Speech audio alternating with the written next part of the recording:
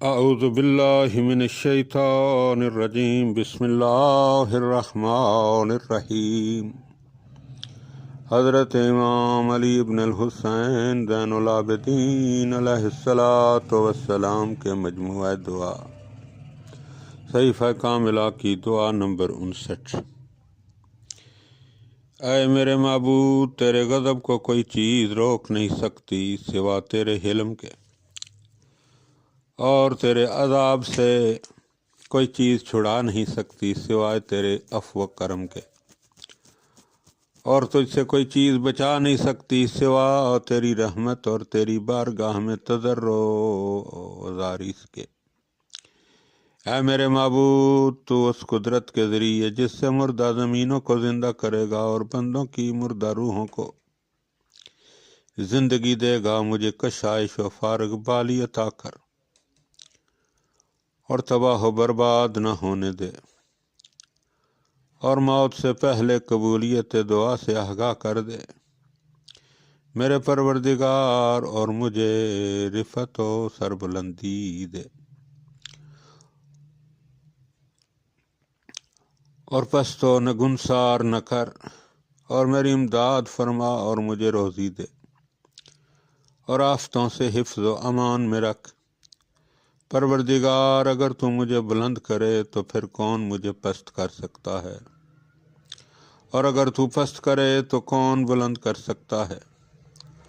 اور اے میرے معبود، مجھے بخوبی علم ہے کہ تیرے حکم میں ظلم کا شائبہ نہیں، اور نہ تیرے انتقام میں جلدی تو وہ کرتا ہے جسے موقع کے ہاتھ سے نکل جانے کا اندیشہ ہوتا ہے، اور ظلم کرنے کی ضرورت اسے پڑتی ہے جو کمزور و ناتواں ہوتا ہے۔ اور تو اے میرے مالک اس سے کہیں زیادہ بلند و برتر ہے۔ میرے پروردگار، مجھے بلا و مصیبت کا ہدف اور اپنے عذاب کا نشانہ نہ بناؤ، مجھے مہلت دے،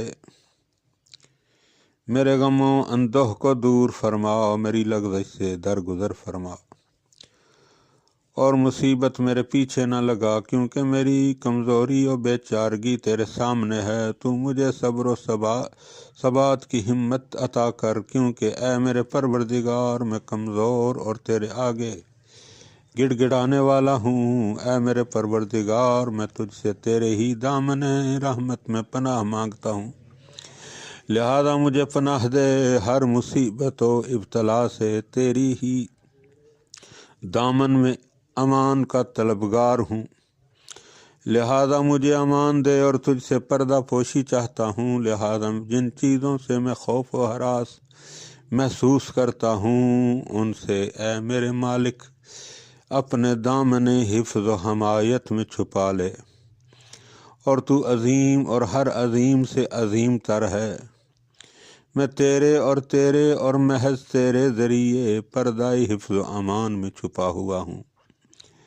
اے اللہ، اے اللہ، اے اللہ، اے اللہ، اے اللہ، اے اللہ، اے اللہ، تو محمد صلی اللہ علیہ وآلہ وسلم اور ان کی پاک و پاکیزہ آل پر رحمت اور کثیر سلامتی نازل فرما۔ اللہم صلی علی محمد و آل محمد۔ مومنین کرام، یہ صحیفہ کاملہ کی آخری دعا تھی۔ الحمدللہ صحیفہ کاملہ مکمل ہو گیا۔